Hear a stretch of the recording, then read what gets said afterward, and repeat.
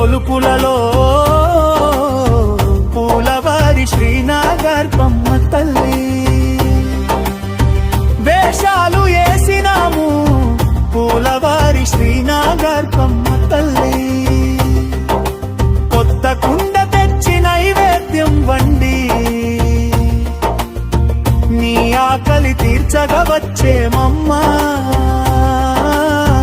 పూలవారి శ్రీనాగర్పమ్మ తల్లి